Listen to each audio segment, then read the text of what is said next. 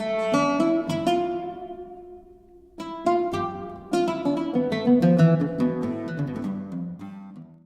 cara memakai mukena dalam sholat. Assalamualaikum warahmatullahi wabarakatuh. Sahabat muslim hafizakumullah.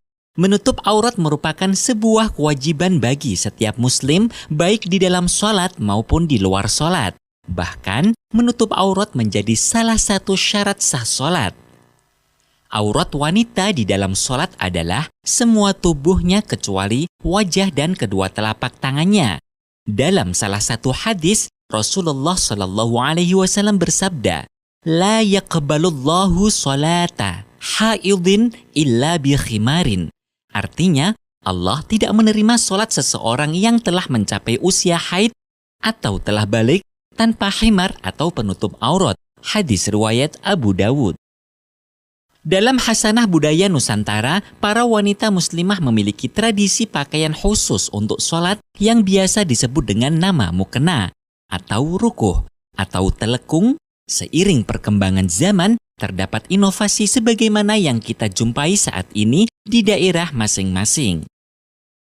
Kesalahan dalam menutup aurat bisa mengakibatkan sholat seseorang tidak sah. Berikut ini tata cara menggunakan mukena yang wajib diperhatikan para muslimah ketika akan melaksanakan sholat.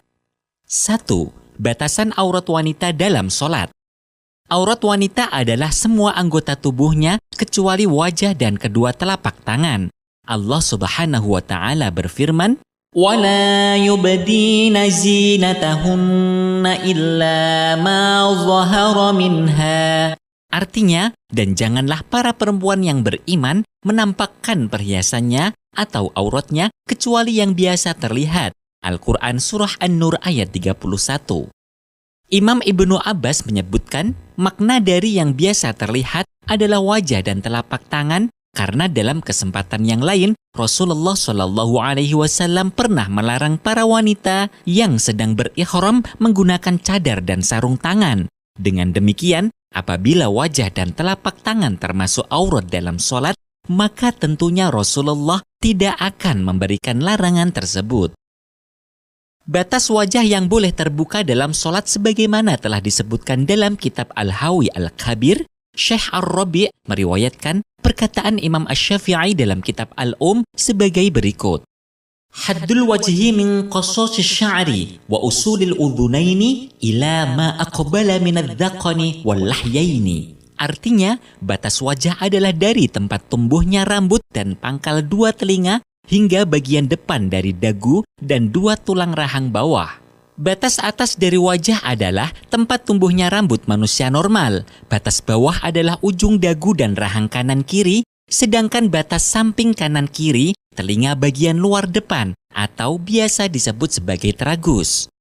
Untuk menutup aurat bagian wajah sesuai dengan batas-batas yang telah ditentukan tersebut, tidak akan bisa sempurna jika tanpa menutup sebagian kecil dari wajah. Oleh karena itu, menutup sebagian kecil dari wajah hukumnya adalah wajib. Hal ini masuk kategori dalam kaidah. Ma la yatimul wajibu illa bihi fahuwa wajibun. Sebuah kewajiban yang tidak bisa sempurna kecuali dengan suatu hal. Maka sesuatu hal sebagai pelengkap kewajiban tersebut hukumnya menjadi wajib. Dengan kaidah ini, menutup sebagian wajah baik bagian atas, bawah, kanan, dan kiri hukumnya adalah wajib. Nah, sahabat muslimah, menurut ilmu fikih, anggota tubuh di bawah dagu dan rahang tidak dinamakan dengan wajah, namun masuk kategori sebagai leher. Sedangkan sebagaimana kita ketahui, leher merupakan aurat yang wajib ditutup dalam sholat. Apabila leher terlihat walaupun sedikit, sholat seseorang bisa menjadi tidak sah. Begitu pula pada bagian atas, mukena harus lebih turun dengan lebih menutup jidat sedikit, namun jangan sampai menutup total. Apabila jidat tertutup total, mukena akan menjadi penghalang jidat bisa bersentuhan secara langsung dengan lantai saat sujud. Rambut merupakan aurat yang harus tertutup rapat bagi wanita. Pemakaian mukena pada bagian rambut harus memperhatikan jenis kain yang digunakan terbuat dari kain tipis atau tebal. Sedangkan rambut akan sangat mudah menembus mukena yang tipis. Oleh karena itu, gunakan kain sebagai pelindung rambut supaya tidak tembus. Batasan kedua tangan wanita yang boleh terlihat ketika sholat adalah telapak tangan beserta punggung keduanya hingga batas pergelangan tangan sebagaimana yang dijelaskan oleh Imam Ad-Dimyati dalam kitab I'anatut Thalibin. Pergelangan tangan itu sendiri adalah aurat yang harus ditutup. Apabila pergelangan tangan atau anggota tubuh di bawah pergelangan tangan bisa terlihat, maka sholatnya tidak sah. Cara yang paling mudah untuk menutup pergelangan tangan adalah dengan menggunakan mukena terusan yang ada pergelangan tangannya atau baju yang bisa menutup sampai ujung pergelangan tangan atau penutup sejenis. Bagi orang yang memakai mukena potongan akan sangat beresiko membuka auratnya pada bagian pergelangan tangan ini. Lihatlah pada gambar berikut ini. Ketika pemakai mukena potongan mengangkat tangan saat takbiratul ihram, aurat bagian tangannya akan sangat berisiko terlihat. Sehingga bagi yang memakai mukena potongan, jangan sampai ia mengangkat kedua tangannya ke atas. Sebagaimana kita ketahui, mengangkat tangan ketika takbiratul ihram atau ketika akan ruku, bangun dari ruku setelah tahiyat awal, hukumnya hanya sunnah. Apabila kesunahan tersebut dilakukan namun mempunyai resiko membuka aurat, maka kesunahan mengangkat tangan lebih baik dihindari. Jika ingin menggunakan mukena potongan dengan aman, terlebih dahulu gunakan pakaian yang sudah menutupi seluruh auratnya, sehingga tidak beresiko saat melakukan gerakan apapun. Sahabat muslimah, aurat wanita tidak boleh tampak dari arah samping. Oleh karena itu, pemakai mukena potongan ketika ruku dan membiarkan mukena atasnya menjuntai ke bawah bisa mengakibatkan sholat seseorang tidak sah apabila pemakaiannya tidak memakai pakaian dalam yang menutupi semua auratnya. Batalnya sholat di sini disebabkan tampaknya aurat dari arah samping. Saat akan melakukan ruku, bagi wanita yang menggunakan mukena potongan, usahakan tidak mengangkat tangan. Mukena selalu dijepit. Hal ini supaya aurat bagian tangan tidak menjadi terbuka. Begitu pula ketika menyentuh lutut. Usahakan tangan selalu menjepit rukuh supaya tidak menjuntai ke bawah. Nah, sahabat muslimah, aurat yang terkadang terlewatkan dari perhatian adalah bagian kaki. Kaki adalah aurat bagian wanita. Apabila kaki sampai terbuka, sholatnya menjadi batal.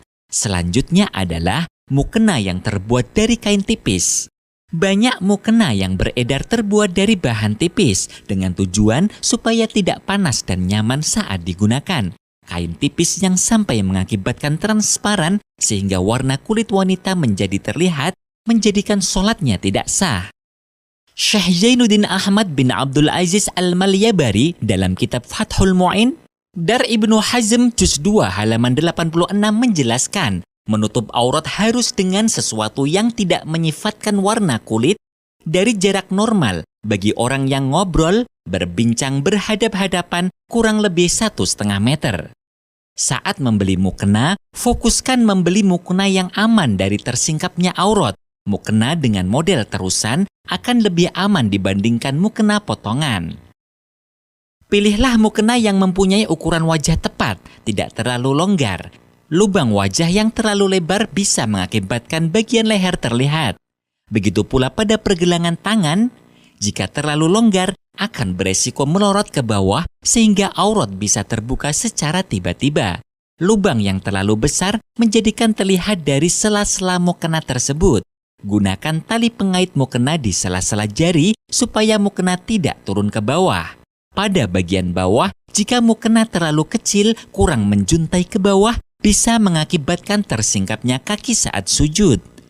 Nah, demikianlah beberapa poin dan tips penting dalam mengenakan mukena. Wallahu a'lam, semoga Allah menerima semua amal ibadah kita. Amin ya rabbal alamin. Wassalamualaikum warahmatullahi wabarakatuh.